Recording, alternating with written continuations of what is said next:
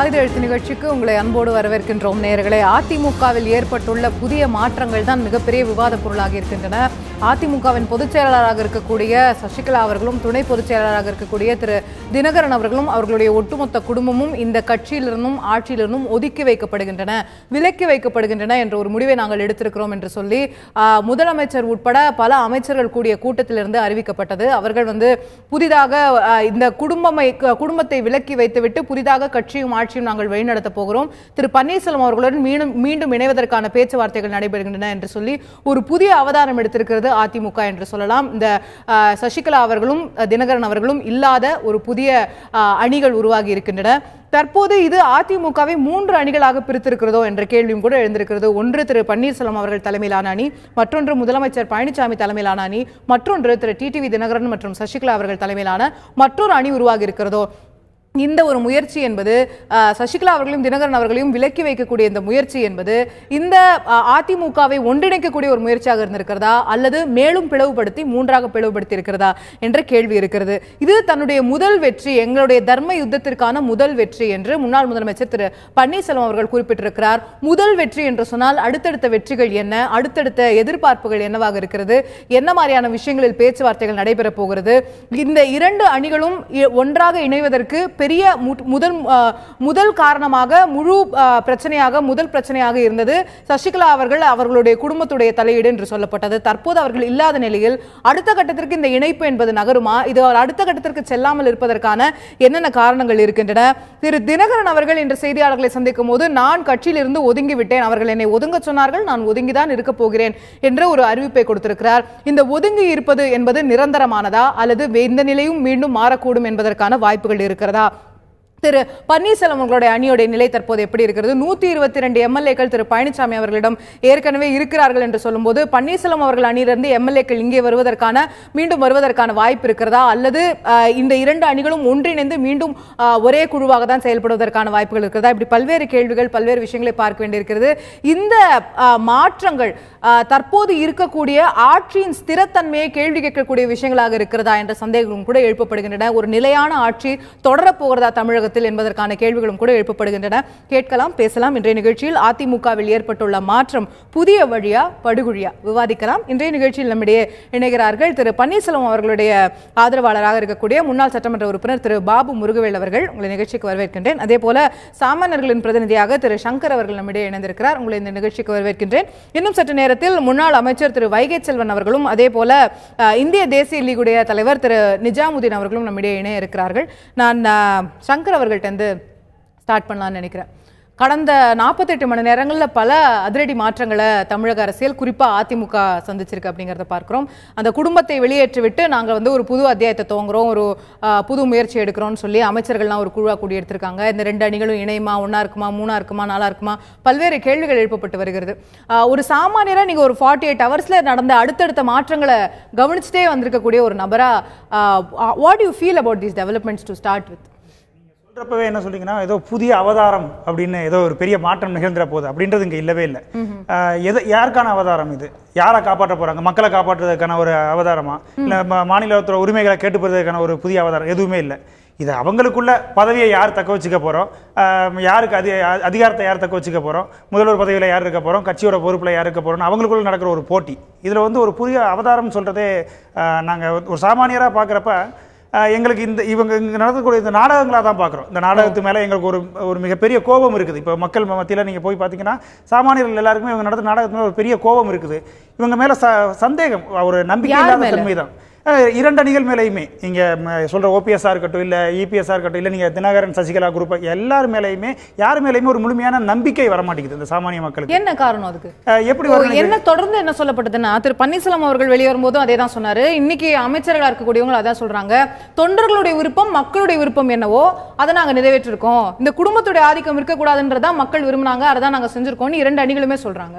அப்ப நீங்க ஆனா திரும்ப கோவமா இருக்கும். இல்ல, கண்டிப்பா நீங்க சொல்ற ஒரு குடும்பத்தோட ஆதிக்கம் இருக்கக்கூடாதுன்றது பரவலா மக்கள் மத்தியில் இருக்கிற அந்த விஷயம் தான், நான் இல்லைன்னு மறுக்க இல்லை. ஆனால் இந்த தொண்டர்கள் நாங்கள் 1.5 கோடி தொண்டர்களை கேட்குறோம், இல்லை அவங்களோட விருப்பம், இல்லை மக்களோட யார் மக்களை சந்திச்சிங்க, யார் தொண்டர்கள் கிட்ட அடிமட்ட தொண்டர்கள்ட்ட போய் ஒப்பீனியன் கேட்டீங்க? இங்க இருக்கிற எம்எல்ஏக்கள் இவங்களா கூடிக்கிறது, அவங்களோட இந்த மீதி இருக்கிற இந்த காலங்களில் தன்னோட பதவியை எப்படி தக்க வச்சுக்கிறது அப்படின்ற இதை பார்க்குறாங்களே தவிர யாரும் மக்கள்கிட்ட சாமானியர்கிட்ட போய் அவங்களோட என்ன ஓட்டம் எப்படி இருக்குன்னு கேட்கல, தொண்டர்களோட மனநிலையை பார்க்கல.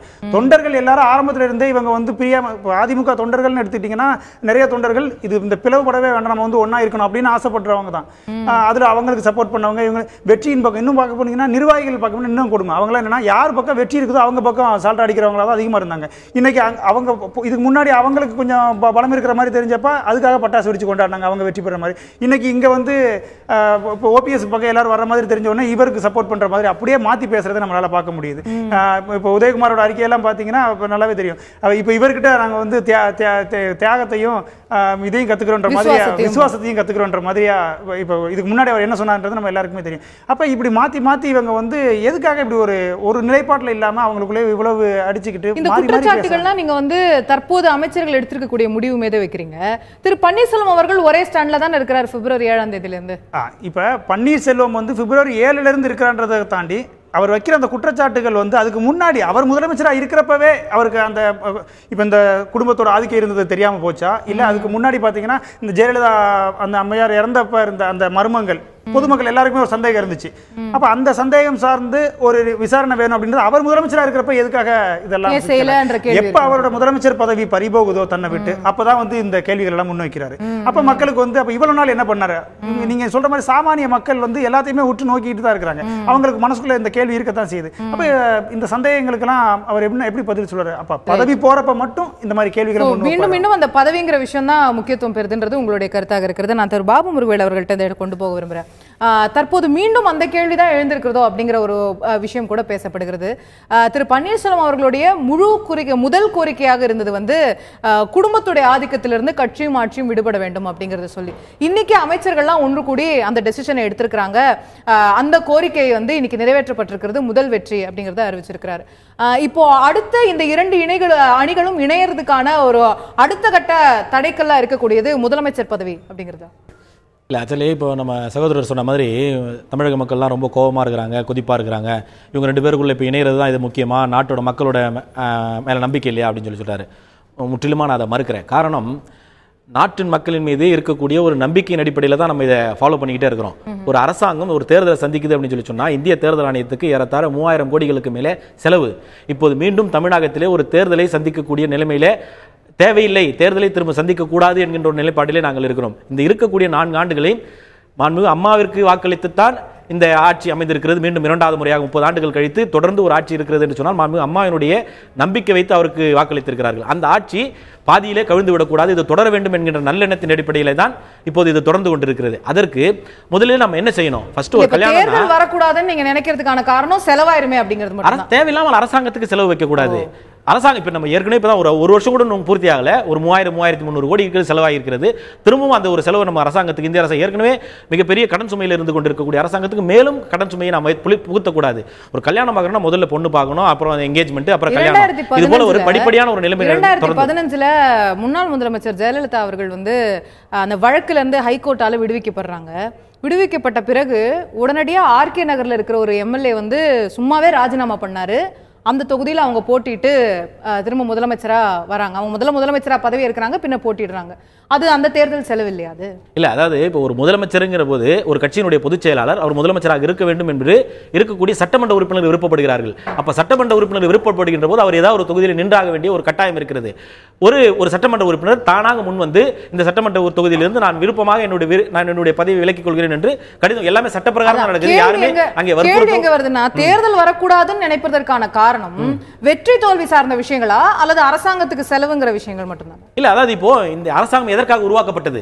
தொடர்ந்து 2வது முறையாக எதற்கு அனைத்து இந்திய அண்ணா திராவிட முன்னேற்ற கழகத்துக்கு வாய்ப்பு வழங்கப்பட்டிருக்கிறது? ஒரு நல்லாட்சி 5 ஆண்டுகள் ஒரு நல்லாட்சியை தமிழகத்திற்கு தந்திருக்கிறார்கள். அந்த திரும்ப அந்த நல்லாட்சி தொடர வேண்டும் என்பதற்காகத்தான் இரண்டாவது முறையாக இந்த அனைத்து அண்ணா திராவிட முன்னேற்ற கழகம் அம்மாவின் தலைமையிலே மீண்டும் ஆட்சி அமைந்திருக்கிறது. அப்போ இந்த ஆட்சி திரும்பவும் இது இருக்கக்கூடிய இன்னும் 4 ஆண்டுகளை பூர்த்தி செய்ய வேண்டும். அப்போது இந்த கட்சியில பிளவுபடக்கூடாது, ஆட்சியில பிளவு ஏற்படக்கூடாது என்பதற்காகத்தான் இப்ப இந்த பேசிக்கிட்டு இருக்கிறோம். சகோதரர் சொன்ன மாதிரி இது தேவையில்லாத ஒரு பேச்சு இல்ல. இந்த ஆட்சி தொடர வேண்டும் என்பதற்காகத்தான் நடந்து கொண்டிருக்கிறது. யார் இப்ப பொதுச் செயலாளர் யார் வருவா, முதலமைச்சர் யார் வருவான்றது இது அடுத்த கட்டத்தில் இருக்கக்கூடிய விஷயம். இந்த எங்களுடைய கோரிக்கை, மரியாதைக்குரிய என்னுடைய கோரிக்கை, ஒரு குடும்பத்தின் கட்சி பிடியிலே ஆட்சியும் கட்சியும் சென்று விடக்கூடாது.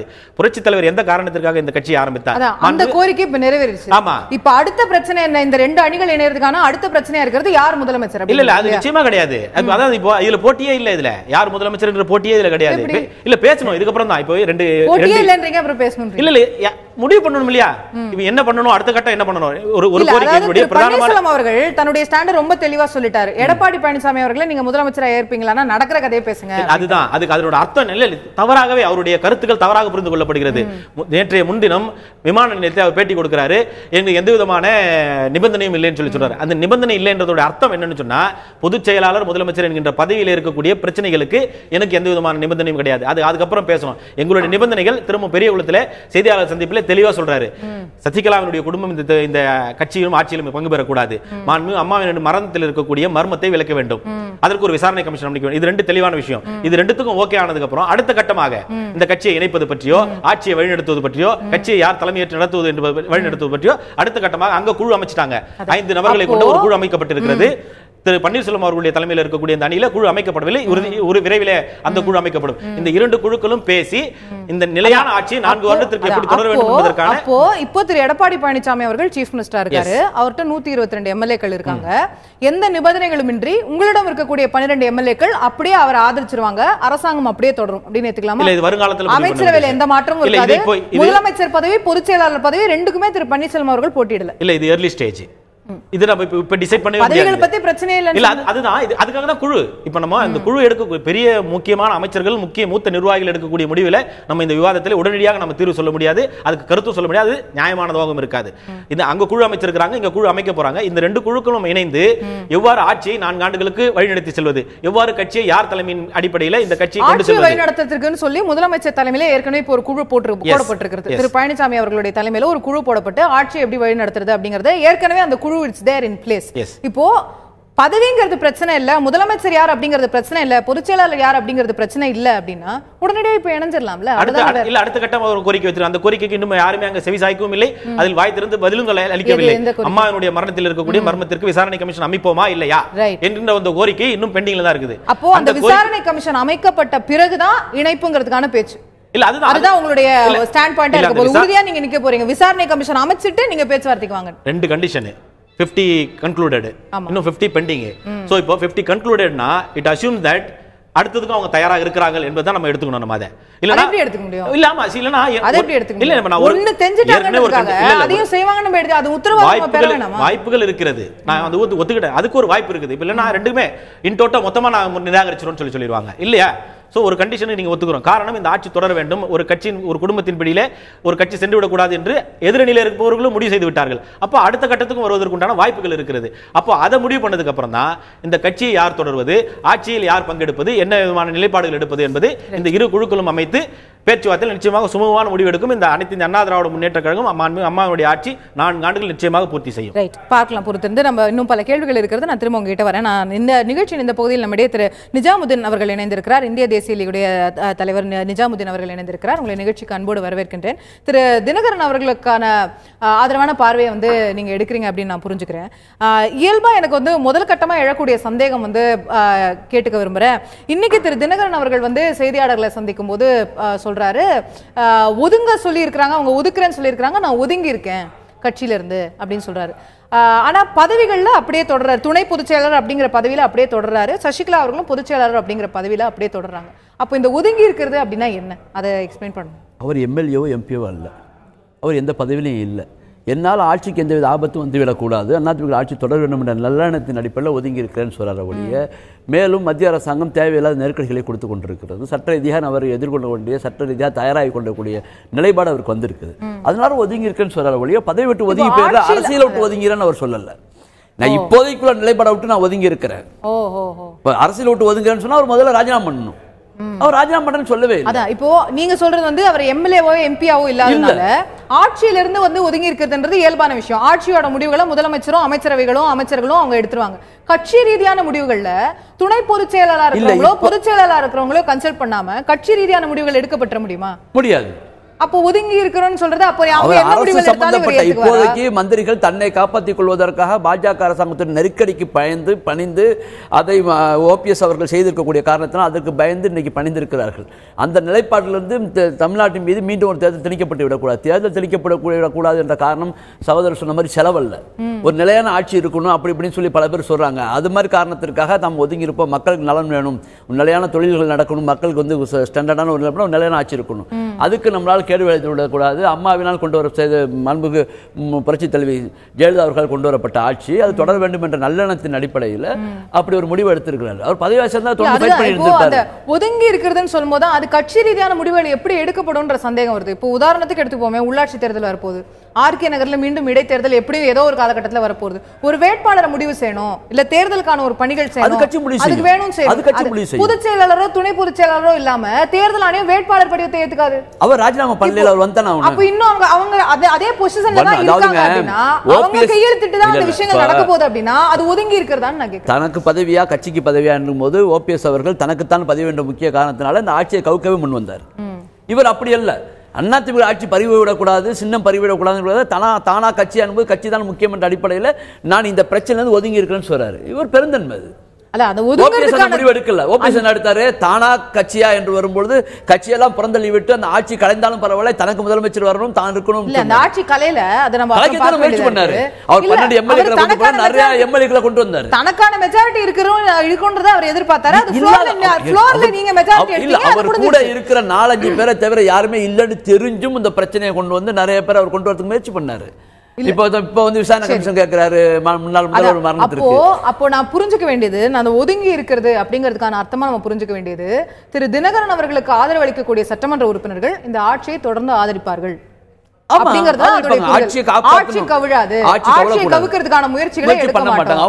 அவர்கிட்ட போதுமான அளவுக்கு எம்எல்ஏக்கள் இருக்கிறாங்க. பட் தான் இருந்து தான் போய் பதவிக்கு போய் நிக்க போறது இல்ல. எதுக்கு தேவையில்லாம இந்த மக்களை எவ்வளவு எம்எல்ஏக்கள் தற்போது அவர்களை ஆதரிக்கிறாங்கன்னு நினைக்கிறேன். மெஜாரிட்டி அவங்கள்ட்ட இருக்காங்க. ஆமா, இப்பவும் இருக்கிறாங்க. மெஜாரிட்டி ஆஃப் தி எம்எல்ஏ வந்து திரு தினகரன் அவர்கள் இருக்கிறாங்க. இல்லாமலாம் இல்ல.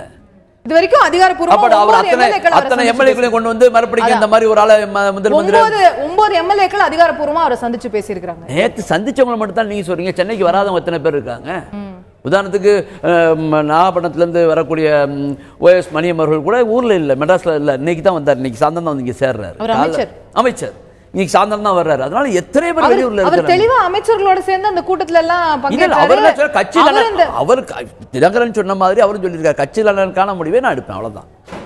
நான் இந்த பக்கம் அந்த பக்கம் போன்னு சொல்லல. தேவைப்படவர் எந்த பக்கமும் வருவாரு. அப்படி நினைக்கிறீங்க? இருக்கலாம். மேபி நிறைய பேர் வெளிப்படுத்த மாட்டாங்கிறாங்க. அதனால நிறைய எம்எல்ஏக்கள் அவங்க சசிகலா மேல் அன்பின் காரணமாக அந்த மாதிரி இருக்கிறாங்க. இந்த கட்சியின் மீது உள்ள மரியாதை காரணமாக இருக்கிறாங்க. நீங்க எழுப்பியிருக்கீங்க திரு நிஜாமுதீன். திரு சங்கர் குறுக்கிட விரும்புறீங்க. இப்ப அண்ணன் பாபுமுருகன் சொல்றப்ப சொன்னாங்க, அந்த தேர்தல்ன்றது வந்து ஒரு தேவையில்லாத செலவு, அதுக்காக நாங்க வந்து அந்த முடிவுக்கு போகல அப்படின்றாங்க. இங்க எவ்வளவோ மக்களோட வரிப்பணம் அங்கே வீணாகிக்கிட்டு இருக்குது. அதெல்லாம் நம்ம இங்க பேசுறதுன்னா நிறைய பேசலாம். ஆனா தேர்தலை சந்திக்கிறதுக்கு திராணி இல்ல, மக்களை சந்திக்கிறதுக்கு பயப்படுறாங்க அப்படின்றது தான் நான் பார்க்குற பார்வை. இன்னைக்கு தேர்தலை சந்திச்சா தோல்வி பயம், அதன் காரணமா மட்டும்தான் தேர்தல் இல்லாம இந்த எம்எல்ஏக்களை வச்சு எப்படியாவது இந்த குரூப்பா இருந்தாலும் சரி ஏதோ நமக்குள்ள பங்கு போட்டுக்கலாம், ஆனா வந்து தேர்தலை மட்டும் சந்திச்சிடக்கூடாதுன்றதுல ரொம்ப தெளிவா இருக்கிறாங்க அப்படின்றத நாங்கள் பதிக்கிறோம். அப்புறம் அண்ணன் சொல்ற மாதிரி இப்போ அவர் ஒதுங்கி இருக்கிறாரு. எப்படி அது ஒதுங்கி இருக்க முடியும்? கட்சியை பதவியை நீங்க சொல்ற துணை பொதுச் செயலாளர் பதவியை ராஜினாமா பண்ண மாட்டாரு.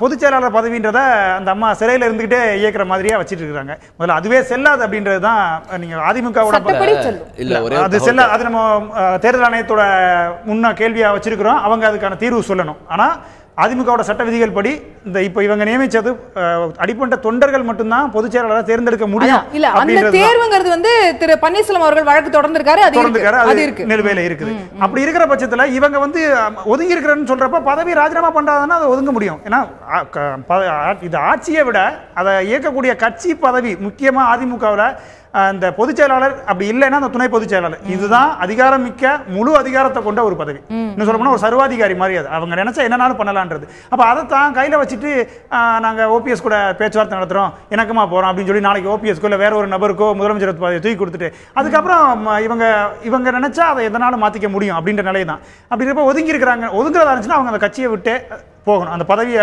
ராஜினாமா பண்ணிட்டு போறதா இருந்தா மட்டும்தான். இப்ப இன்னொன்னு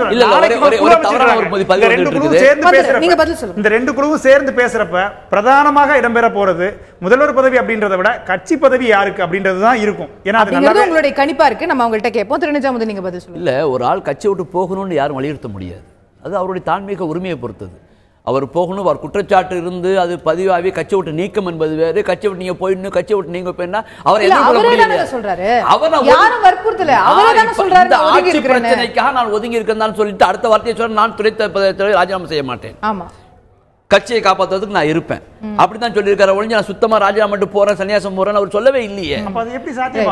முன்னாள் அமைச்சர் திரு வைகை செல்வன் அவர்கள் இணைந்திருக்கிறார். உங்களை இந்த நிகழ்ச்சிக்கு அன்போடு வரவேற்கிறேன். திரு தம்பிதுரை அவர்களுடைய கருத்தை கேட்டிருப்பீங்க. ஒவ்வொரு நிலைக்கேற்ப நாங்க அடுத்தடுத்த கட்ட முடிவுகளை எடுத்துட்டு இருக்கோம் அப்படிங்கறத சொல்லியிருந்தாரு. அது சார்ந்துதான் நானும் உங்கள்கிட்ட கேட்கணும் அப்படின்னு நினைக்கிறேன். தொடர்ந்து தற்போது இந்த முடிவு அமைச்சர்கள் எடுத்த பிறகு எழக்கூடிய விமர்சனமாக என்ன இருக்கிறது? திரு தினகரன் அவர்கள் கூட அதை குறிப்பிட்டு இன்னைக்கு செய்தியாளர்களை சந்திக்கும் போது சொல்றாரு, 3 நாள்ல திடீர்னு எப்படி அவங்களுக்கு அதிருப்தி வந்துச்சு, 3 நாட்கள்ல 3 நாளுக்கு முன்னாடி வரைக்கும் தமிழ் புத்தாண்டு வரைக்கும் என்னை சந்திச்சு என் கூட பேசிட்டு இருந்தாங்க, திடீர்னு 3 நாட்கள்ல ஒதுங்கி இருங்க, நாங்க விலக்கி வைக்கிறோம் அப்படின்னு சொல்றாங்க. என்ன மாற்றம் 3 நாட்களில் நிகழ்ந்தது? ஏன் அத்தனை பேரும் இன்னைக்கு மாற்றி பேசுறாங்க அப்படின்னு கேட்கிறாரு. இல்லை, கழகத்தினுடைய துணை பொதுச் செயலாளர் மரியாதைக்குரிய தினகரன் அவர்கள் ஒரு முதிர்ந்த ஒரு ஜென்டில்மேன் என்று ஆங்கிலத்தில் சொல்வார்கள் அல்லவா, அதை போல ஒரு முதிர்ந்த அரசியல் தலைவராக ஒரு நாகரிகம் கருதி இன்றைய தினம் செய்தியாளர்கள் மத்தியிலே மிகச் சிறப்பான ஒரு கருத்தை முன்வைத்தார்கள். அந்த கருத்து என்னவென்று கேட்டால், உங்களை விலக்கி வைத்திருக்கிறார்களா ஒதுக்கி வைத்திருக்கிறார்களா என்ற கேள்வியை முன்வைக்கிற போது நான் நேற்றே ஒதுங்கிவிட்டேனே என்று சொன்னார்கள். அது மாத்திரமல்ல, நான் என்னை ஒதுங்கி இருக்க சொன்னால் எப்போதோ ஒதுங்கி இருப்பேன் என்கிற ஒரு கருத்தையும் அவர் அடிக்கோடிட்டு காட்டினார்கள். அது மாத்திரமும் அல்ல, ஒரு நேர்காணலில் தொலைக்காட்சியினுடைய பேட்டியிலே மிக அழகானவை சொன்னார்கள். 2 அணிகளும் ஒன்றாக இணைந்து கட்சியும் ஆட்சியும் சமச்சீராக போகுமெனில் அதில் இருந்து விலகிக் கொள்வதற்கும் நான் தயாராக இருக்கிறேன் என்ற ஒரு கருத்தையும் முன்வைத்தார்கள். ஆக ஒரு உயர்ந்த இலக்கணத்தினுடைய அடையாளமாக முகவரியாக திகழ்ந்தவர் தினகரன் அவர்கள் என்பதில் இருவேறு கருத்துக்கு இடமில்லை. தற்போது இருக்கக்கூடிய சூழ்நிலையில் யாரை பற்றியும் குற்றம் சாட்டுவதற்கோ குறை சொல்வதற்கோ நாங்கள் இங்கு முன்வர வரவில்லை. அப்படி ஒரு உயர்ந்த ஒரு இலக்கணத்தினுடைய பண்பாகத்தான் அவர் நடந்து கொண்டார். தற்போது அமைச்சர் பெருமக்களெல்லாம் கட்சிக்கு ஏற்பட்டிருக்கக்கூடிய இந்த துன்பம், துயரம், கண்ணீர், காயம் எதனால் ஏற்பட்டிருக்கிறது என்பதை அலசி ஆராய்ந்து பார்த்திருக்கிறார்கள். ஒரு பிரச்சனையோ ஒரு அழுத்தமோ திடீரென்று எழுவதில்லை. தொடர்ந்து ஏற்பட்டிருக்கக்கூடிய தொடர் செயலினால்தான் ஒரு அழுத்தம் உந்தப்படுகிறது, அல்ல என்றால் வெடிக்கிறது. அந்த வெடிக்கக்கூடிய செயல் என்பது திடீரென்று ஏற்படுவதல்ல. திடீரென்று ஏற்பட்டால் அதற்கு பெயர் வீக்கம். படிப்படியாக வளர்வதுதான் வளர்ச்சி. அந்த படிப்படியான ஒரு வளர்ச்சியை அனைத்து இந்திய அண்ணா திராவிட முன்னேற்றக் கழகம் ஒரு பொதுச் செயலாளராகவும் முதலமைச்சருமாக இருந்த ஈடு இணையற்ற தலைவராக விளங்கிய ஆகச்சிறந்த தலைவர்களில் ஒருவராக திகழ்ந்த மதிநுட்பத்திற்கும் வினைத்திற்பத்திற்கும் எடுத்துக்காட்டாய் விளங்கிய புரட்சி தலைவி அம்மாவுடைய மறைவுக்கு பிறகு இட்டு நிரப்ப முடியாத அந்த இடத்தை யார் நிரப்புவார்கள் என்கிற 1000 சந்தேகங்கள், 1000 ஆர்வங்கள் எழுப்பப்பட்ட நிலையில் ஒரே கருத்தை நான் முன்வைக்கிறேன். 1000 கருத்துக்களை முன்வைக்கப்பட்ட நிலையில கேள்வி ஆன்சர் ஆச்சான்றதுல எனக்கு சந்தேகம் இருக்கு. நீங்க இப்ப சொல்றதை வச்சு எனக்கு அடுத்த சில கேள்விகளும் கூட எழுது. இவ்வளவு மிக உயர்ந்த நோக்கங்கள் கொண்ட, உயர்ந்த பண்புகள் கொண்ட, இவ்வளவு முதிர்ச்சிகள் கொண்ட தலைவர் திரு டிடிவி தினகரன் என்றால், நேற்று உங்களுடைய அமைச்சர்கள் தான், தொடர்ந்து தமிழக அமைச்சர்கள் தான் கூட்டமா கூடி அவர்கள் தான் பிரச்சனை, அவர்களை நீக்கிவிட்டா கட்சி ஒன்றிணைந்து செயல்படும், அவர்களால தான் நெருக்கடின்னு சொல்றாங்க. அவர் ஒரு முதிர்ந்த தலைவர், மிக உயரிய பண்புகள் கொண்ட தலைவர்னா அவரை ஒதுக்கி வைக்க வேண்டிய அவசியம் என்ன? இல்லை, அதைத்தான் நான் சொல்ல வந்தேன். சகோதரி அதை புரிந்து கொள்ள வேண்டும். கட்சிக்கு தற்போது ஏற்பட்டிருக்கக்கூடிய சோதனைகள், 1, தேர்ந்தெடுக்கப்பட்ட பொதுச் செயலாளர் சிறையில் இருக்கிறார். 2, துணை பொதுச் செயலாளருக்கு ஒரு அழுத்தம் கொடுக்கப்படுகிறது. இந்திய தேர்தல் ஆணையத்திலே இரட்டை இலை சின்னத்தை மீட்டு பெறுவதற்காக கையூட்டு கொடுப்பதற்கு முனைந்தார் என்கிற குற்றச்சாட்டை புனையப்பட்டிருக்கிறது. 3 அது ஒரு புனையப்பட்ட குற்றச்சாட்டுங்கிறது நீங்க உங்களுடைய நிலைப்பாடு. 4 அதான் அது புனையப்பட்ட குற்றச்சாட்டுங்கிறதா உங்களுடைய நிலைப்பாடா இருக்கு இல்லையா? நான் சொல்லி முடிச்சிடுறேன். 4 கேள்வி எங்க புரட்சி தலைவி அம்மா அவர்கள் நின்று வென்ற 2 முறை கேள்வி எங்க வருதுன்னா அது புனையப்பட்ட குற்றச்சாட்டு தான். அதுல தெளிவா இருப்பீங்க அப்படின்னா கட்சி அவரோட பக்கபலமா நிக்கணுமா இந்த நேரத்துல? அது வந்து ஒரு பொய் குற்றச்சாட்டு, பொய் வழக்கு போட்டிருக்கக்கூடிய நேரத்துல அது பொய் வழக்குன்றதை நீங்களே சொல்றீங்க அப்படின்னா அப்ப அவருக்கு சப்போர்ட்டிவா கட்சியும் ஆட்சியும் அமைச்சர்களும் இருந்திருக்கணுமா, அல்லது அது வந்து அவர் மேல குற்றச்சாட்டு வந்துருச்சு நம்ம விலக்கிடணும் அப்படின்றது இருந்திருக்கணுமா? அவருக்கு நாங்கள் எப்போதும் பக்கபலமாக இருப்போம். தற்போது இருக்கக்கூடிய சூழ்நிலையில் இந்த 4 காரணிகள் ஆர்கே நகர் சட்டமன்ற தொகுதியினுடைய தேர்தல் களம் நிறுத்தப்பட்டிருக்கிறது. ஒன்று கட்சிக்கு, மற்றொன்று ஆட்சியிலே மக்கள் நல்வாழ்வுத்துறை அமைச்சர் வீட்டிலே வருமான வரித்துறை ரெய்டு, அதை பார்க்க சென்றிருக்கிற 3 அமைச்சர் பெருமக்கள் மீது வழக்கு என்றெல்லாம் பல்வேறுபட்ட ஒரு நெருக்கடி ஏற்பட்டிருக்கிற சூழ்நிலையில் தற்போது இருக்கக்கூடிய தினகரன் அவர்கள், அவரை சார்ந்திருக்கக்கூடிய குடும்பத்தார் கட்சியை விட்டு ஒதுங்கி இருந்தால் நல்லது, அதுவே தொண்டர்களுடைய விருப்பமாக இருக்கிறது. ஆக இந்த விருப்பத்தை அவாவை மூத்த அமைச்சர் பெருமக்கள் எல்லாம் அவரிடத்திலே சொன்னார்கள். அதை பெருந்தன்மையாக உணர்ந்து கொண்டுதான் தற்போது ஒதுங்கி இருக்கிறார்கள். நிஜாமுதீன் கூட மிக அழகான ஒரு கருத்தை இங்கு முன்வைத்தார்கள். அவர் அரசியல் இருந்து விலகிவிடவில்லை. தற்போது ஏற்பட்டிருக்கக்கூடிய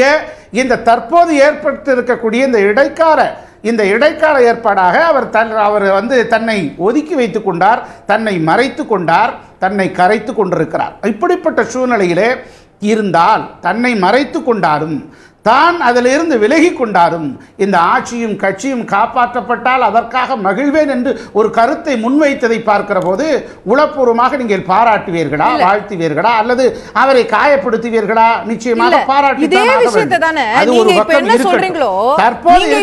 சொல்றீங்களோ திரு வைகை செல்வன், அவங்க மேல பிரச்சனை இருக்கு இல்ல அப்படிங்கறதெல்லாம் தாண்டி இப்போதைக்கு அவங்க ஒதுங்கி இருந்தா கட்சிக்கும் ஆட்சிக்கும் நல்லது அப்படின்னு நாங்க ஒரு முடிவு எடுத்திருக்கோம் நீங்க சொல்றீங்க. இதே விஷயத்தை தான் பிப்ரவரி 7ஆம் தேதி முதல் திரு பன்னீர்செல்வம் அவர்கள் சொல்லி வராரு. ஆனால் அப்போது அவருக்கு கடுமையான எதிர்ப்பு தெரிவிக்கப்பட்டது. எப்படி அப்படிலாம் சொல்லலாம்? இதெல்லாம் சாத்தியமே இல்ல. திரு பன்னீர்செல்வம் அவர்களுக்கு துரோகி என்ற பட்டம் கொடுக்கப்பட்டது இதே அமைச்சர்களால. அதாவது வந்துங்க, மரியாதைக்குரிய முன்னாள் முதலமைச்சர் திரு ஓ பன்னீர்செல்வம் அவர்கள் தற்போது இருக்கக்கூடிய ஒரு சூழ்நிலையில் நாம் பலவிதமான கருத்துக்களை முன்வைக்க கூடாது. இருந்த போதிலும் நான் அதை முன்வைக்கிறேன். அவர் வந்து ஒரு வளர்ந்த விதம் என்பது வேறு, அரசியலில் அவர் எவ்வாறெல்லாம் வளர்ந்தார் என்பது பல்வேறு சூழ்நிலைகள் நீங்கள் அறிவீர்கள், அரசியல் பார்வையாளர்கள் அறிவீர்கள், அரசியல் கற்றவர்கள் எல்லாம் தெளிந்திருப்பார்கள். இருந்த நிலையிலும் கூட அப்போது இருக்கக்கூடிய ஒரு சூழ்நிலையில் அது தவறாக எங்களுக்கு பட்டது. தற்போது எல்லாம் ஒட்டுமொத்தமாக இருக்கக்கூடிய கட்சிக்கு ஏற்பட்டிருக்கக்கூடிய இந்த சோதனையால் தற்போது அந்த முடிவை இந்த மூத்த நிர்வாகிகள் எடுத்திருக்கிறார்கள் என்பதைத்தான் நான் முன்வைக்க விரும்புகிறேன். இல்ல, அப்போ திரு பன்னீர்செல்வம் அவர்கள் சொன்ன போது அதை மறுத்ததும் தற்போது வந்து அதே நிலைப்பாடை நீங்கள் எடுக்கிறதையும் பார்க்கும்போது என்ன விமர்சனம் வைக்கப்படுது? இது ஒரு சந்தர்ப்பவாதத்திற்காக, பதவிக்காக எடுக்கக்கூடிய முடிவா அப்படிங்கிற ஒரு விமர்சனம் வைக்கப்படுது.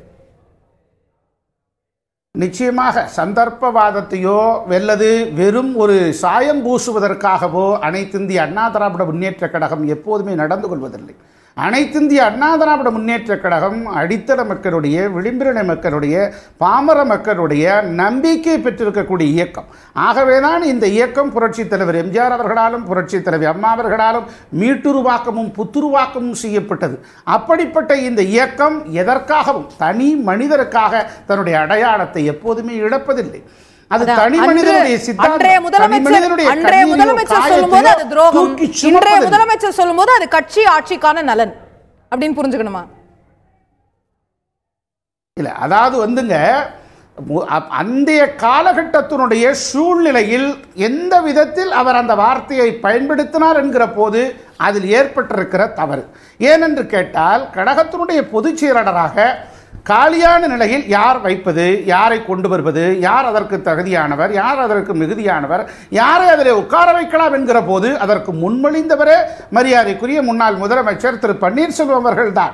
ஆக அப்படிப்பட்ட நிலைப்பாட்டை எடுத்தவர் பொதுச் செயலாளராக தேர்ந்தெடுக்கப்பட்ட பிறகு சின்னம்மா அவர்களுடைய அவரை பணிவோடு வணங்கியவர், அவர் இன்முகத்தோடு வரவேற்றவர். அந்த தீர்மானத்தை நான் தான் பொதுக்குழுவிலே வாசித்தோம். அந்த வாசித்திருக்கிற தீர்மானத்தை கொண்டு வந்து அதனுடைய நகலிலே கொடுத்தவர் திடீரென்று ஒரு மாற்று கருத்தை முன்வைத்த போது திரு வைகை செல்வன் இப்போ உங்களுடைய நிலைப்பாடு சசிகலா அவர்களே தான் பொதுச் செயலாளராக தொடர போகிறார் அப்படிங்கறதா நிலைப்பாடா? இல்ல, தற்போது இருக்கக்கூடிய மூத்த நிர்வாகிகள் தான் அதெல்லாம் முடிவு செய்வார்கள். ஒரு குழு இப்ப நீங்க மாத்திட்டீங்க, அன்னைக்கு அவர் மாத்தினாரு, அவ்வளவுதான். இல்ல, அந்த குழு அமைக்கப்பட்டிருக்கிறது. அந்த குழு 2 பேரும் ஒன்றாக பேசி அது குறித்தான ஒரு முடிவுகளை, இறுதி முடிவுகளை எடுப்போம். அதாவது வந்துங்க, சகோதரி அசோகவர்ஷினிக்கு நான் பணிவுடன் ஒன்றை சுட்டிக்காட்ட விரும்புகிறேன்.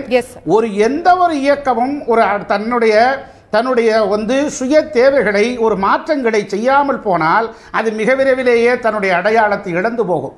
மாறுதலுக்கு உட்பட்டதுதான் வாழ்க்கையும் எல்லா ஒரு நிகழ்வுகளும். அந்த மாறுதலுக்கு உட்பட்ட நிகழ்வுகளை மாறிக்கொண்டே இருக்கிற போதுதான் தன்னுடைய அடையாளத்தை எப்போதுமே தக்க வைக்கும். திரு பாபு முருகவேல் அவர்கள்ட்ட கேட்க விரும்பக்கூடிய விஷயம், இன்னைக்கு திரு பன்னீர்செல்வம் அவர்கள் என்ன நிலைப்பாடை எடுத்திருந்தாரோ கிட்டத்தட்ட அதே நிலைப்பாடை திரு பழனிசாமி அவர்களும் எடுத்தாச்சு. இந்த குடும்பத்துடைய ஆதிக்கம் இருக்காது அப்படிங்கிறத அவர் தெளிவாக எடுத்துட்டாரு. இன்றைய தேதியில் அவர்கிட்ட 122 சட்டமன்ற உறுப்பினர்களும் திரு பழனிசாமி அவர்களிடத்துல இருக்காங்க. 12 சட்டமன்ற உறுப்பினர்கள் மட்டும்தான் திரு பன்னீர்செல்வம் அவர்களிடத்துல இருக்காங்க. அப்போ இந்த இணைப்புக்கான பேச்சுவார்த்தை டேர்ம்ஸ் அப்படின்னு சொல்லும்போது திரு பழனிசாமி அவர்களுடைய கை ஓங்கி இருக்கிறதா ஒரு இது இல்லையா? இந்த கேள்விக்கு முன்னாடி நான் 2 விளக்கத்தை கொடுக்க விரும்புகிறேன். இந்த தலைப்பு புது வழியா படுகொலியாங்கிறது படுகொலியா நிச்சயமாக கிடையாது, புது வழி தான். புது வழிக்கான ஒரு பாதையை தேடி தான் இந்த 2 மாசமான எங்களுடைய பயணம் இருந்தது. 1. 2வது 70 நாள் அவர் முதலமைச்சராக இருந்தார், எதுவுமே செய்யலைன்னு சொல்லி எல்லா ஊடகத்திலையும் பேசுகிறோம். உறுதியாக அது இல்லை. அதாவது இந்த மாதிரிலாம் விஷயங்கள் நடக்குதுன்னு சொல்லிட்டு எங்ககிட்ட அமைச்சர்கள் சொன்னார்கள், சட்டமன்ற உறுப்பினர்கள் என்கிட்ட சொன்னாங்க. ஆனா யார் பேரு நான் சொன்னா அது அரசியல் நாகரிகமா இருக்காது. இதெல்லாம் இருக்கும்போது எனக்கு ஒரு ஐயம் நெடுமடத்தில் ஏற்படுகிறது அப்படின்னு சொல்லிட்டு இவர் தனியா ஒரு இன்வெஸ்டிகேஷன் இவரோட தலைமையில இவர் நடத்துறாரு. இந்த மாதிரிலாம் இருக்குமா, இந்த மரணத்தில் இந்த மாதிரி விஷயங்கள் இருக்குமான்னு சொல்லி நடத்துறாரு. இந்த விஷயங்கள் திருமதி சசிகலா அவர்களுக்கு தெரிய வருகிற போதுதான் இவர் பதவியிலிருந்து விலக்கப்படுகிறார். அப்படி ஒரு சந்தேகம் இருந்தது, அவரே விலக்குறாரு. அது டிசம்பர் 6ஆம் தேதி வந்திருக்குமா? இல்ல, அதுதான் ஒரு மாசம் கழிச்சு வந்திருக்குமா? இல்ல, அதுதான் அந்த எவ்வளவு பெரிய விஷயம். இல்ல, இந்த விஷயங்களை இவரே விலக்குறாரு. இந்த மாதிரி எல்லாம் நடக்கும்போது என்னை கட்டாயப்படுத்துகிறார்கள் என்னுடைய பதவி விலகுவதற்காக. சரி சொல்லி அவங்க கேட்கறாங்கன்னு சொல்லிட்டு அவர் தான் சொல்றாரு, நான் கேட்டா கொடுத்துட்டு போற ஆள் தானே, என்ன எதுக்கு கட்டாயப்படுத்தணும் அப்படின்னு சொல்லி அவரும் அதை ஒரு பேட்டியில சொல்றாரு. கொடுத்திருந்தாருன்னா கட்டாயப்படுத்திருக்கவே மாட்டாங்க. இல்ல, அதுதான் கட்டாயம்ன்ற விஷயம் எப்போ வருதுன்னா அதை சொல்றேன் நானு. முடியாதுன்னு அவர் சொல்லும்போது தான் இல்ல எப்போ வருதுன்னா, ஜல்லிக்கட்டு பிரச்சனையிலே சாதுரியமாக செயல்பட்டு மக்களினுடைய அபிப்பிராயத்தை பெறுகிறார். வர்தா புயலிலே புயலுக்கு உள்ளே இறங்கி அதனுடைய பணிகளை செய்து மக்களுடைய அபிப்பிராயத்தை பெறுகிறார். நீங்க தான் இப்ப என்ன சொன்னீங்க, கேட்டா கொடுக்கிற ஆள் தானேன்னு சொன்னீங்க. இல்ல, அதுதான் கொடுத்திருந்தாருன்னா அந்த ரிவோல்ட் பண்ண வேண்டிய அவசியமே இல்ல. இல்ல, அதுதான் அங்க கேட்கக்கூடிய சூழ்நிலையே இல்ல. இந்த இவரோட கிராஃப் ஏறிட்டே போகுது, மக்களிடத்திலே செல்வாக்கு கூடிக்கொண்டே போகிறது. அப்ப இவர்கிட்ட கேட்டா சரியா வராது. இப்ப கேட்டுட்டோம் அப்படின்னு சொன்னா இது இன்னும் அவருக்கு பெரிய பிளஸ் உண்டாக்கிறோம். அப்ப கட்டாயப்படுத்த வேண்டிய ஒரு சூழ்நிலை. கட்டாயப்படுத்துறது கூட முதல்ல எப்படி பண்ணுவாங்க, நீங்க ராஜினாமா பண்ணுங்க அப்படின்னு சொல்லுவாங்க. முடியாதுன்னு சொன்னாதான் கட்டாயம்ங்கிறதே வரும். இல்ல, அதுதான் கேட்கறது. எப்படி கேட்கறாங்கன்னா அதையும் ஒரு பேட்டியிலே சொல்றாரு. நான் ஒரு நாள் உட்கார்ந்து இருக்கிறேன், திரு விஜயபாஸ்கர் வராரு, திவாகர் சார் இந்த மாதிரி சொன்னாரு அப்படின்னு சொல்லி ஒரு கருத்து சொல்றாரு. 1. 2வது நான் அமைச்சரவையில் இருக்கும்போது, முதலமைச்சரா இருக்கும்போது என்னுடைய அமைச்சரவை சார்ந்த அமைச்சர்கள் நம்ம பல விஷயங்களே பேசுறோம். என்னுடைய இப்போதைய கேள்வி இன்னைக்கு தேதிக்கு திரு பழனிசாமி அவர்களுக்கு உங்களுடைய 12 சட்டமன்ற உறுப்பினர்களுடைய அவசியமே இல்லைன்னா மறுப்பீங்க? கிடையாது. இந்த 12 உறுப்பினருடைய அவசியம் இல்லை என்று சொன்னால் எங்களுடைய கருத்துக்கு உட்பட்டு இந்த மாதிரி இந்த திருமதி சசிகலா அவருடைய குடும்பத்தை நாங்கள் விலக்கி வைக்கிறோம் என்று திரு பழனிசாமி அவர்களுடைய தொண்டருடைய கருத்து மக்களுடைய கருத்துன்னு சொல்றாங்க. திரு பன்னீர்செல்வம் அவர்களுடைய கருத்து அவங்க சொல்லலையா? 2 மாசமா தெரியலையா உங்களுக்கு இந்த தொண்டருடைய கருத்தும் மக்களுடைய கருத்தும்? 2 மாசமா தெரியலையா? நாங்க சொல்றீங்கன்றத மறுக்கல. நீங்க 2 மாசமா சொல்றீங்க, அவங்க இப்பதான் அந்த முடிவு எடுத்திருக்காங்க. நான் பிராக்டிகலா பேசுறேன். 122 உறுப்பினர்கள் அவங்க வச்சிருக்காங்க. நீங்க சேரலனாலும் ஆட்சி தொடரும். இன்னைக்கு அவர்கள் இந்த எடுக்கக்கூடிய முடிவுகளுக்கு காரணம் 2 விஷயம். மரியாதைக்குரிய அமைச்சர் விஜயபாஸ்கர் வீட்டில் இருக்கக்கூடிய வருமான வரி சோதனையிலே ஆவணங்கள் கைப்பற்றப்படுகிறது, கட்சிக்கு இழுக்கு. 2வது மத்திய டெல்லியில் இருக்கக்கூடிய சிறப்பு புலனாய்வு பிரிவு திரு தினகரன் மீது ஒரு வழக்கு பதிவு செய்கிறது. இது 2வது இழுக்கு. கட்சிக்கு மேலும் மேலும் இவர்களால் இழுக்கு வந்து கொண்டே இருக்கிறது. எனவே இந்த நிலையாவது நாம் தடுத்து நிறுத்த வேண்டும். அப்போது திரு பன்னீர்செல்வம் அவர்கள் சொல்லக்கூடிய அந்த கருத்துக்கு நாம் உடன்பட்டு இந்த சூழ்நிலையை சாதகமாக்கி தினகரன் மீது புலங்கப்பட்ட வழக்கு எஃப்ஐஆர்ல அவர் ஒப்புதல் வாக்குமூலம் போடாத ஒரு தகவல் பட்ட ஒரு உட்படாத எஃப்ஐஆரை பாஜக அரசாங்கம் வேணும்னு திரிக்குது. அவர் ஏற்கனவே பல குற்றச்சாட்டுகள் அவர் ஏற்கனவே அது உண்மையான குற்றச்சாட்டுன்னு யாரும் சொல்லல, பொய்யான குற்றச்சாட்டுன்னு சில சொல்றாங்க. அதை விட்டு அது உண்மையா பொய்யாங்கிற தாண்டி அது விசாரணையில தெரிய வர போகுது. இப்ப நம்ம எஃப்ஐஆர் பத்தின விஷயம் கிடையாது. என்னுடைய கேள்வி விஜயபாஸ்கர் மீட்ல வந்த ரைடு என்னுடைய அதுவே விசாரணை நடந்துட்டு இருக்கு. அது வந்து ஏற்கனவே தலைமைச் செயலாளர் மீது சீஃப் செக்ரட்டரி மீட்ல ரைடு நடந்தது. கோடி கணக்கில் வச்சு அப்படின்னு சொன்னாங்க. புஷ்வாலம் போய் இன்னை வரைக்கும் என்னென்ன அரசாங்கம் சொல்லவே இல்லை. அது மாதிரி மிரட்டலுக்காக தான் ஒரு வருவாய் இல்லங்க, அது உங்களோட குற்றச்சாட்டா இருக்கு. அது உங்களோட குற்றச்சாட்டா இருக்கு. அது அவங்க வைக்கிறது குற்றச்சாட்டாவே இருக்கு. ஓபிஎஸ் அவர்கள் வந்து ஏஜென்ட்டா இருந்து அதை பயன்படுத்திட்டு இருக்காங்க. நம்ம அந்த ரேட்ஸ் குள்ள எல்லாம் போயிட்டு இருக்கோம். என்னுடைய கேள்வி இப்போ இந்த மெர்ஜர்க்கான டர்ம்ஸ் என்ன அப்படிங்கிறது தான். அந்த டர்ம்ஸ்ல திரு பழனிசாமி அவர்களும் முதலமைச்சராக ஏற்று ஏற்கனவே 122 எம்எல்ஏக்கள் இருக்காங்க. 122 பேர் இறங்கி வருவாங்களா, 12 பேர் இறங்கி வருவாங்களா? இல்ல 122 பேர் தான் இந்த ஆட்சி அமைக்கணும் நடத்தணும் அவசியமே கிடையாது. 117 பேர் இருந்தாவே இந்த அரசாங்கம் நடக்கும். ஆனா இன்றைக்கு திரு தினகரன் அவர்களை ஏற்றுக்கொண்டு நாங்க அந்த இந்த மாதிரிலாம் இந்த மெர்ஜர்லாம் நாங்க ஒத்துக்க மாட்டோம், நாங்க வந்து பன்னீர்செல்வத்தை நாங்க ஏத்துக்க மாட்டோம்னு சொல்லி ஒரு 6 எம்எல்ஏக்கள் இன்னைக்கு வரைக்கும் இப்போ வரைக்கும் இருக்காங்க. இப்போ அந்த 6 எம்எல்ஏ இல்லனாவே இவரோட அரசாங்கம் வந்து தொடர்றதுக்கு உண்டான வாய்ப்புகள் இல்லை. அவர் தான் விலகிட்டாரு, நான் ஒதுங்கிட்டேன்னு சொல்லிட்டாரு. ஒதுங்கிட்டேன்னு சொன்னாலும் 2 எம்எல்ஏ சொல்லிட்டு இருக்காங்க. இப்ப மாத்தி பேர் கொடுத்திருக்காங்க. இவங்களுமே இணைவு கட்சியோட பிளவு இதுக்காக கட்சி ஆட்சியை நாங்க ஒண்ணா வச்சிருப்போம்ன்றத அவங்க முடிவுக்கு வந்திருக்காங்க. இல்ல இப்ப வெற்றிவேல் எல்லா எம்எல்ஏக்களும் நீங்க ஒரு முக்கியமான விஷயத்தை நீங்க மறந்துறீங்க. இதுல 122 எம்எல்ஏ அவங்க இருக்காங்க, இந்த ஆட்சி தொடரணும். அப்ப எதுக்கு அவங்க எதுக்கு 5 பேர் கொண்ட குழு அமைக்கணும், ஏங்க நாங்க வந்து பேசணும்னு சொல்லணும்? எங்களுடைய அவசியம் எதுக்கு அவங்களுக்கு தேவைப்படுது?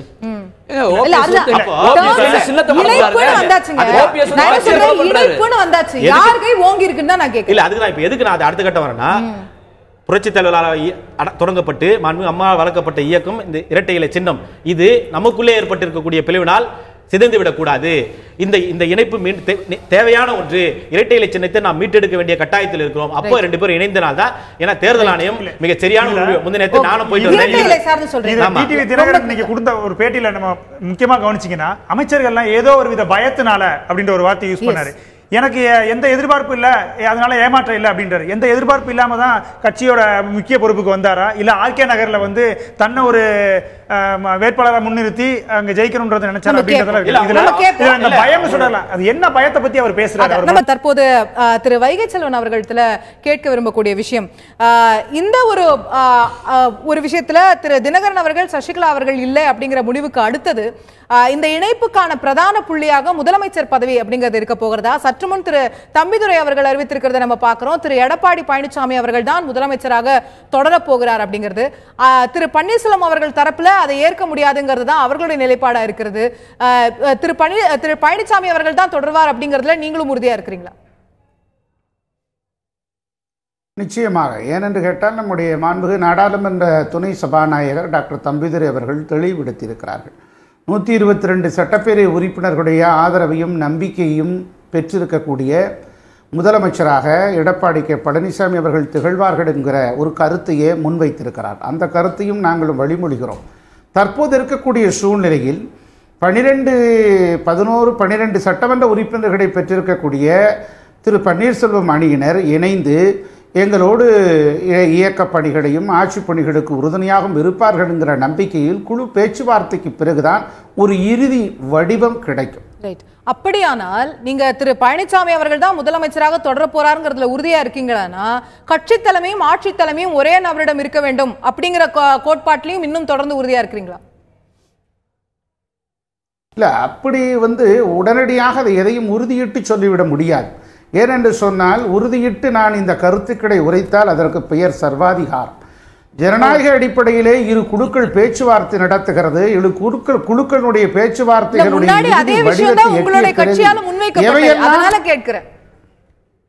முன்னாடி உங்களோட கட்சியால இதே விஷயம், இன்ஃபேக்ட் இதே திரு தம்பிதுரை அவர்களால முன்வைக்கப்பட்ட விஷயம். ஜனவரி 1ஆம் தேதி 2ஆம் தேதி என்னுடைய நினைவு, சசிகலா அவர்கள் முதலமைச்சர் ஆக வேண்டும் என்பதற்கான முதல் கடிதத்தை திரு தம்பிதுரை அவர்கள் எழுதும்போது கட்சி தலைமையும் ஆட்சி தலைமையும் ஒருவரிடமே இருப்பதுதான் சரி, அதுதான் அதிமுகவில் வழக்கம் என்பதுதான் நீங்கள் முன்வைச்ச விஷயமா இருந்தது. அப்போ இப்ப திரு பழனிசாமி அவர்கள் தான் முதலமைச்சர்னா திரு பழனிசாமி அவர்கள் தான் பொதுச் செயலாளர் அப்படின்னு எடுத்துக்கலாமா? இல்லை, அதாவது ஒவ்வொரு சூழலுக்கு தகுந்த ஒவ்வொரு நிகழ்வுகள் நடந்து இருக்கிறது. கோடை காலம் என்பது வேறு, வசந்த காலம் என்பது வேறு. தற்போது ஏற்பட்டிருக்கக்கூடிய இந்த காலகட்டத்தில் ஆட்சியும் கட்சியும் எவ்வாறான நிலைப்பாட்டை எடுக்கப் போகிறோம் என்பதை இரு குழுக்களும் சந்தித்து அதற்கு பிறகு ஒரு இறுதி வடிவம் கிடைக்கப்பெறும். அந்த இறுதி வடிவம் எல்லோரும் ஏற்றுக்கொள்வதாக இருக்கும். தற்போது கட்சியும் ஆட்சியும் வெவ்வேறு கையிலே செல்லலாம். அப்படியான ஒரு நிலைப்பாட்டை நோக்கித்தான் சென்று கொண்டிருப்பதாக நான் கருதுகிறேன். அப்படியான ஒரு நிலைப்பாட்டு அப்போ ஒருவேளை நீங்க சொல்றதுல இருந்து நானா ஒரு இன்டர்பிரேஷன் எடுக்கிறேன், தவறா இருந்தா நீங்க மறுக்கலாம். திரு பழனிசாமி அவர்கள் முதலமைச்சர், திரு பன்னீர்செல்வம் அவர்கள் பொதுச் செயலாளராக ஒருவேளை வரலாம் அப்படின்னு சொன்னா ஒரு கோஆர்டினேட்டடா அந்த ஆட்சி நடக்கும் அப்படிங்கறது உத்தரவாதமா சொல்ல முடியுமா? இல்ல அதுல பல்வேறு ஏன்னா 2 அணிகளாக இருந்து ஒன்றிணையக்கூடிய சமயத்துல கட்சிக்கும் ஆட்சிக்குமான கோஆர்டினேஷன் சரியா இருக்கும்னு கருதுறீங்களா? நிச்சயமாக இருக்கும். ஏனென்று கேட்டால் இது இறுதி வடிவத்தை பெற்ற போதுதான் எதையும் நாம் உறுதியிட்டு சொல்ல முடியும். தற்போது பேசுவதற்கும் வாதத்திற்கும் நன்றாக இருக்கக்கூடிய கருத்து, ஆனால் அந்த முடிவெடுக்கக்கூடிய நிலையில் நான் இல்லை. ஆக முடிவெடுக்கக்கூடிய நிலையில் இருப்பவர்களுடைய இறுதி வடிவத்தை பெற்ற பிறகுதான் ஒரு நல்ல எல்லாருக்கும் வரவேற்பு தகுந்த ஒரு முடிவாக அது அமையும். ரைட். திரு பாபு முருகல் அவர்கள்ட்ட கொண்டு போக விரும்புறேன். திரு பழனிசாமி அவர்கள் தான் முதலமைச்சர், எந்த மாற்று கருத்து இல்லைன்னு சொல்லிட்டாங்க. திரு பன்னீர்செல்வங்களோட கருத்து வேறையா இருந்தது. இல்லை, இப்போ நீங்க மரியாதைக்குரிய திரு தம்பித்துரை அவர்களுடைய கருத்தை வச்சு ஒட்டி ஒரு கேள்வியை கேட்டீங்க. ஜனவரி 2ஆம் தேதி, அது ஜனவரி 2ஆம் தேதி கட்சியும் ஆட்சியும் ஒரு இடத்துல இருக்க வேண்டும் என்று அவருடைய அரசு சின்னம் பொதித்த அந்த லெட்டர் பேட்டில் அவர் சொல்றாரு.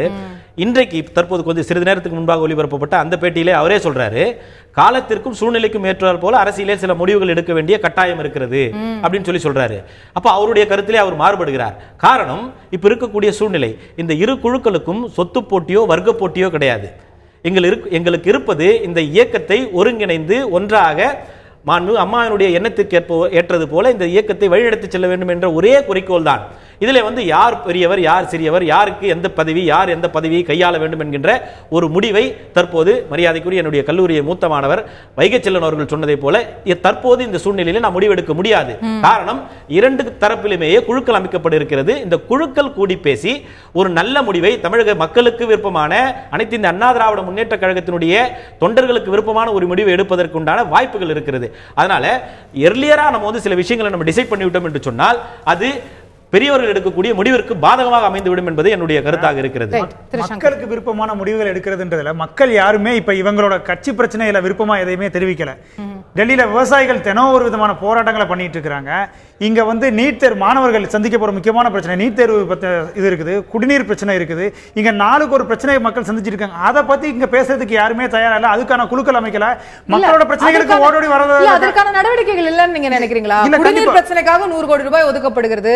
இன்று கூட கல்வித்துறை சார்ந்து பல்வேறு திட்டங்கள் அறிவிக்கப்பட்டிருக்கின்றன. ஸ்மார்ட் கார்டு கொடுக்க போறோம்னு பல்வேறு விஷயங்கள் கல்வித்துறை சார்ந்து சொல்லியிருக்காங்க. அது பாட்டுல அது ஒரு பக்கம் நடந்துட்டு எங்க அதுக்கான முனைப்பு நீங்க ஒரு அறிக்கையா ஒரு கடமைக்காக கொடுக்கறதுன்றது வேற. விவசாயிகளை போய் இவங்க ஒரு குழு அமைச்சு இதுக்கான பேச்சுவார்த்தையை யார் பண்ணாங்க? அப்படி ஒண்ணுமே நடக்கவே இல்லை. அப்ப இவங்களோட பதவிக்கு ஒரு ஆபத்து வருதப்ப இவங்க ஒண்ணு சேர்ந்துப்பாங்க இல்ல அடிச்சுப்பாங்க அப்படின்றத தாண்டி இன்னொரு ஒரு முக்கியமான விஷயம், இதுல ஒரு நிலைப்பாடு மாறுறதுல பின்னாடி ஏதோ ஒரு ரைடு இருக்குது, இல்ல ஏதோ ஒரு அழுத்தம் இருக்குது.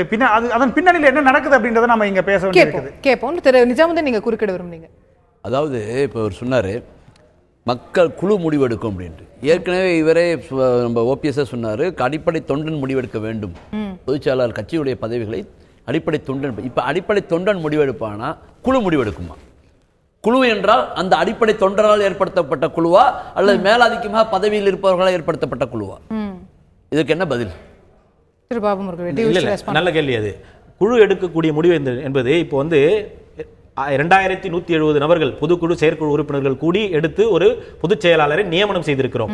அந்த நியமனத்தை இருக்கக்கூடிய தொண்டன் 1,64,00,000 தொண்டர்கள் ஏற்றுக்கொள்ளவில்லை என்கின்ற ஒரு சூழ்நிலையால் தான் இந்த நான் முடிச்சிடறேன்.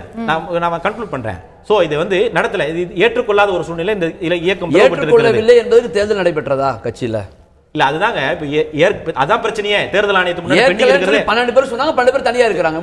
தேர்தல் ஆணையத்தில் முடிவாக முன்னாடி இருக்கக்கூடிய அந்த பிரச்சனையே இப்ப இதுதான். General secretary as per bylaw general secretary அப்பாயின்மெண்டே இல்ல. சோ அதுல நாங்க கண்டிப்பா நாங்க கொடுத்திருக்கிற மனுல நிச்சயமா எங்களுக்கு வெற்றி. அதுல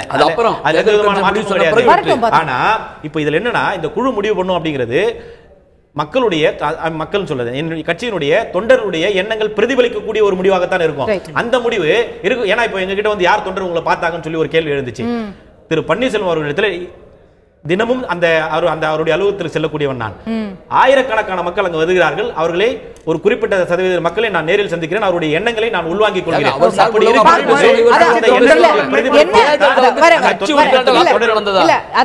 சசிகலா அவர்கள் முதலமைச்சர் ஆகணும்னு சொன்னதுல இருந்து அதற்கு பிறகு திரு பன்னீர்செல்வம் அவர்கள் வெளிவந்ததுல இருந்து இன்னைக்கு அமைச்சர்கள் எடுத்திருக்கிற முடிவுல இருந்து எல்லாமே தொண்டர்கள் விருப்பத்தின் பேரில் தான் சொல்லப்படுது. தொண்டர்களுடைய உண்மையான விருப்பம் என்னன்னு நம்ம பொறுத்து தான் பார்க்க வேண்டியிருக்கு.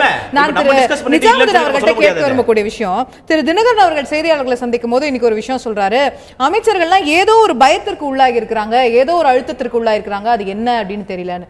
என்ன பயத்திற்கு ஒரு ஆட்சியை நடத்தி கொண்டிருக்கக்கூடிய அமைச்சர்கள் என்ன பயத்துக்கு உள்ளாக முடியும்? மத்தியில் ஆளுகின்ற பாஜக அரசாங்கம் தமிழ்நாட்டில் காலை ஊண்ட வேண்டும் என்பதற்காக ஜெயலலிதா அவர்கள் என்று மருத்துவமனையில் சேர்ந்தார்களோ அன்றிலிருந்தே சில காய்களை நவத்தி கொண்டு இருக்கிறது. அதை திரு தினகரன் அவர்களே சொல்லல. யாரு? பாரதிய ஜனதா கட்சி தான் காரணமா? பாரதிய ஜனதா கட்சி தான் அவருக்கே அந்த அழுத்தம் இருக்கு. அவருக்கு அந்த அழுத்தம் இருக்கு. அவர் என்ன சொல்றாரு?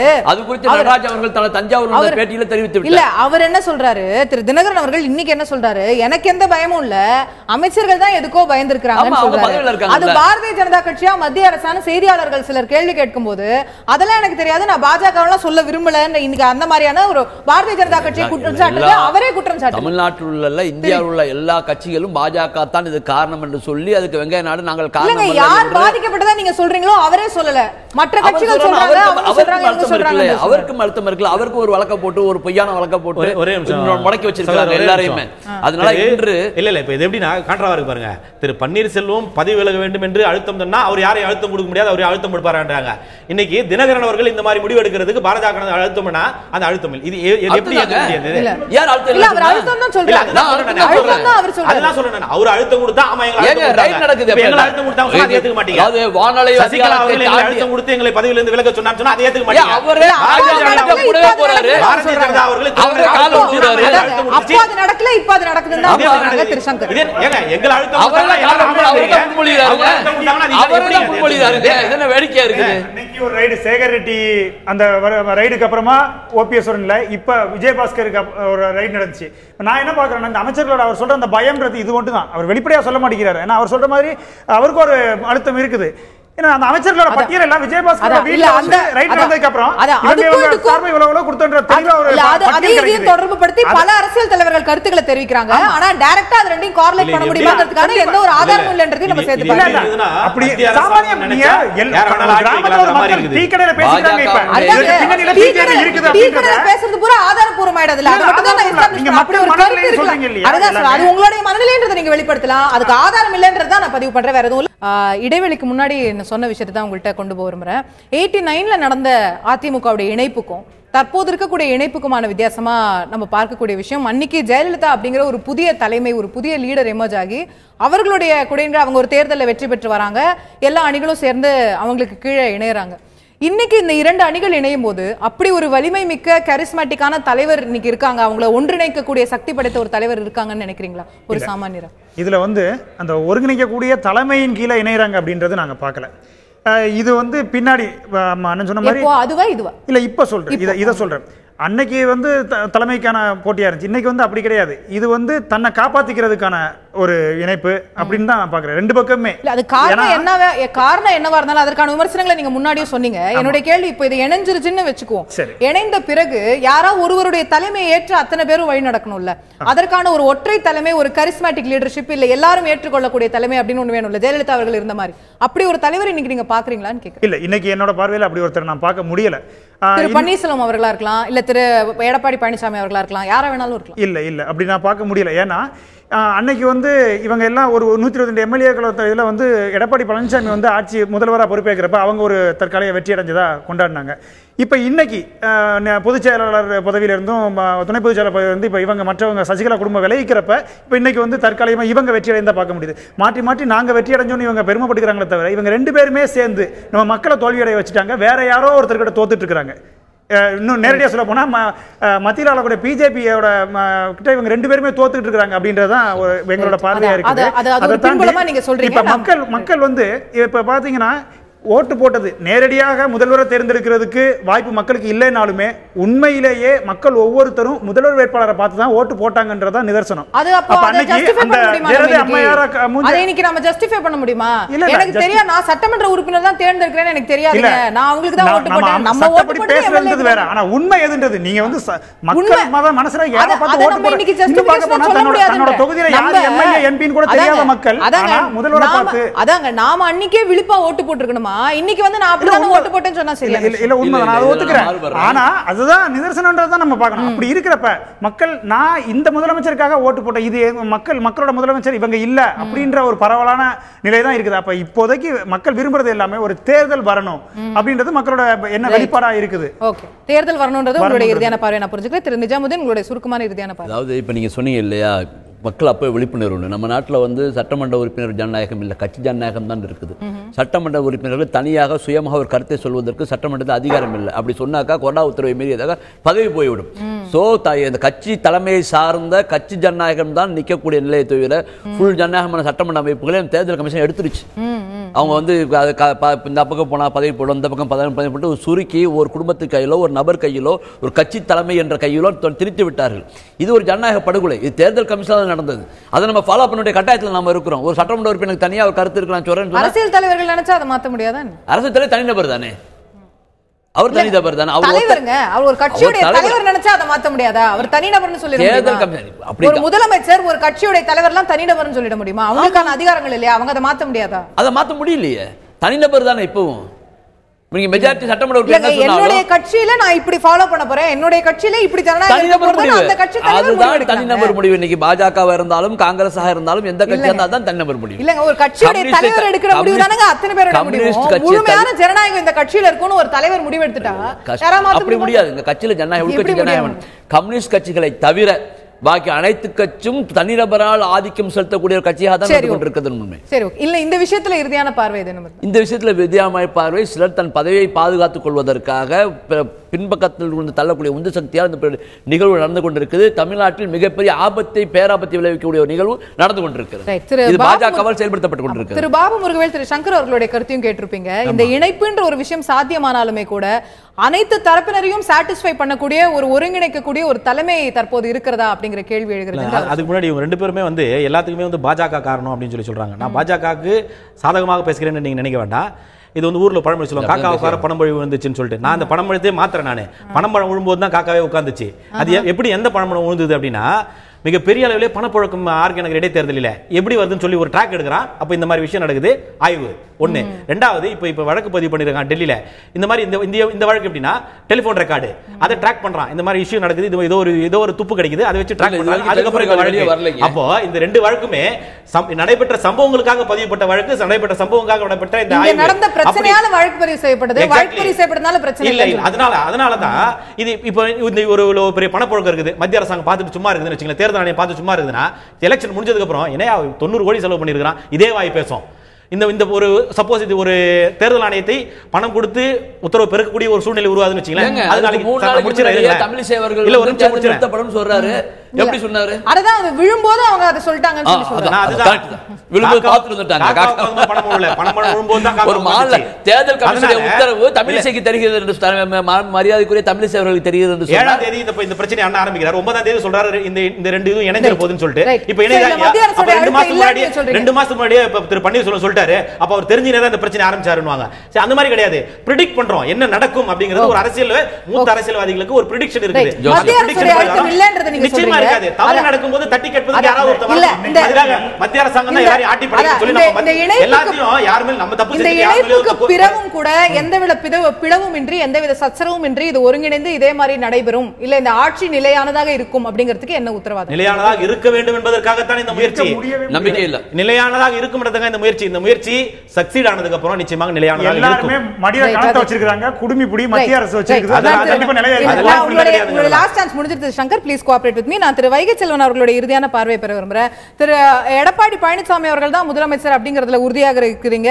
இந்த 2 தலைமைகள் அப்படிங்கிற ஒரு விஷயம் வருமே, ஆனால் அதுக்கு ஒரு ஒருங்கிணைக்கக்கூடிய கரிஸ்மாட்டிக் லீடர்ஷிப் இன்னைக்கு இருக்கா, இல்ல இந்த பிளவுகள் தொடர்ந்து வெளியே தெரிந்து கொண்டே இருக்குமா அப்படிங்கிற கேள்வி ஒன்று எழுந்திருக்கு.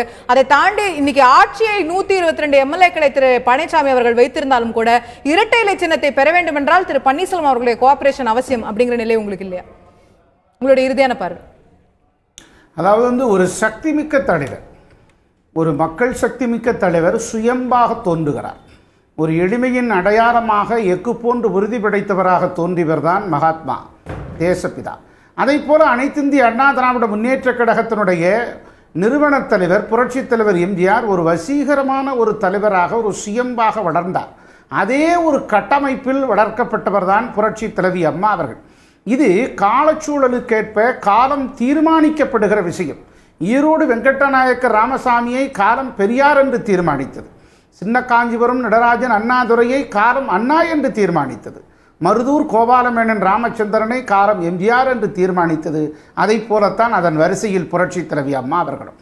ஆக ஒரு தற்போது இருக்கக்கூடிய நிலைப்பாட்டில் என்னுடைய இளைய சகோதரர் சங்கர் கூட குறிப்பிட்டிருக்கிறார்கள், தற்போது அனைத்திந்திய அண்ணா திராவிட முன்னேற்ற கழகத்தினுடைய ஒரு பரிணாம வளர்ச்சி ஒரு அடுத்த சித்தாந்தத்தை நோக்கி போய் கொண்டிருக்கிறது என்பதை சகோதரி அசோகாவுக்கு நான் பதிவு செய்ய விரும்புகிறேன்.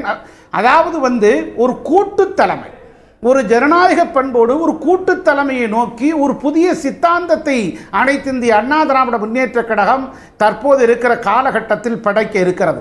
ஒரு ஒற்றை தலைமையின் கீழ் ஒரு மாபெரும் மக்கள் சக்தி படைத்தவரின் கீழ் எம்ஜிஆர் அம்மா என்கிற தலைமைக்கு அப்பாற்பட்டு கூட்டு தலைமையை நிர்மாணிக்கக்கூடிய சித்தாந்தத்தை நோக்கி அனைத்திந்திய அண்ணா திராவிட முன்னேற்ற கழகம் நகர்ந்து கொண்டிருக்கிறது.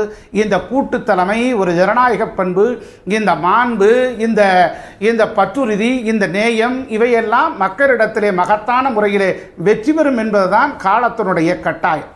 ரைட். ஒரு கூட்டு தலைமையை நோக்கி அதிமுக நகர்ந்து கொண்டிருக்கிறது அப்படிங்கிறது உங்களுடைய இறுதியான பார்வையாக இருக்கிறது. இந்த கூட்டு தலைமையை எப்படி வேலை செய்ய போகிறது, இந்த கூட்டு தலைமை எந்த அளவிற்கு அதிமுகவிற்கு பலனளிக்க போகிறது என்பதை பொறுத்திருந்து பார்க்க வேண்டியிருக்கிறது நேர்களே. இந்த ஒரு சூழ்நிலையில் திரு தினகரன் அவர்கள் கட்சியிலிருந்து விலகி இருக்கிறேன் என்று சொல்லியிருக்கிறார். ஆனால் கட்சி பதவியில் தொடர்கிறார். அவருக்கு ஆதரவு அளிக்கக்கூடிய சட்டமன்ற உறுப்பினர்களும் இருக்கிறார்கள் என்பது திரு நிஜாமுதீன் அவர்களுடைய பார்வையாக இருக்கிறது. அப்படியானால் எப்போது வேண்டுமானாலும் நிலை மாறலாம் என்ற சூழ்நிலை ஏற்படுகிறதா? தற்போது திரு பன்னீர்செல்வம் அவர்களுடைய 12 உறுப்பினர்களையும் அதே போல திரு தினகரன் அவர்களுடைய 9 உறுப்பினர்களையும் நீக்கிவிட்டு பார்த்தால் திரு எடப்பாடி பழனிசாமி அவர்களுக்கு அந்த பெரும்பான்மை என்ற ஒரு நம்பரை அவரால் தொட முடியவில்லை என்பதை பார்க்க முடிகிறது. இந்த இணைப்பு என்பதற்கு பிறகு நிச்சயமாக இல்லை, இந்த 122 எம்எல்ஏக்கள் இருந்தாலோ இந்த இணைப்பு என்பது சாத்தியமானாலோ நிச்சயமாக அந்த பெரும்பான்மை என்பது அரசாங்கத்திற்கு இருக்கும் என்பதை பார்க்க முடிகிறது. ஆனால் இந்த ஒரு ஒருங்கிணைக்கக்கூடிய தலைமை இருக்கிறதா, இந்த இணைப்பு என்பது நிரந்தரமானதாக இருக்க போகிறதா, ஒரு ஒட்டுமொத்தமாக நிலையான ஒரு ஆட்சி தொடரப் போகிறதா என்பது பற்றி பல்வேறு சந்தேகங்கள் தொடர்ந்து எழுப்பப்படுகின்றன. நிலையான ஆட்சி என்பது ஒன்று தொடர வேண்டும், மக்களுக்கு இதுல பல நன்மைகள் கிடைக்க வேண்டும், மக்களுக்கான திட்டங்கள் சென்று சேர வேண்டும், மக்களுடைய பிரச்சனைகள் தீர்க்கப்பட வேண்டும், சீரான நிர்வாகம், சீரான கட்சி இருக்கிறதா இல்லையா என்பதை தாண்டி மக்களுடைய கவலையாக சீரான நிர்வாகம் இருக்க வேண்டும் என்பதுதான் திரு சங்கர் அவர்கள் கூட இங்கே குறிப்பிட்ட கருத்தாக இருந்தது. அப்படி ஒரு சீரான நிர்வாகம் தமிழகத்தில் தொடருமா என்பதை பொறுத்திருந்து பார்ப்போம். ஒரு தற்போது இந்த நிகழ்ச்சியை நிறைவு செய்தாக வேண்டும். நிகழ்ச்சியில் கலந்து கொண்டு கருத்துக்களை தெரிவித்த 4 விருந்தினர்களுக்கும் நன்றி, பார்த்த உங்களுக்கும் நன்றி. தொடர்ந்து இணைந்திருங்கள் தந்தி தொலைக்காட்சி.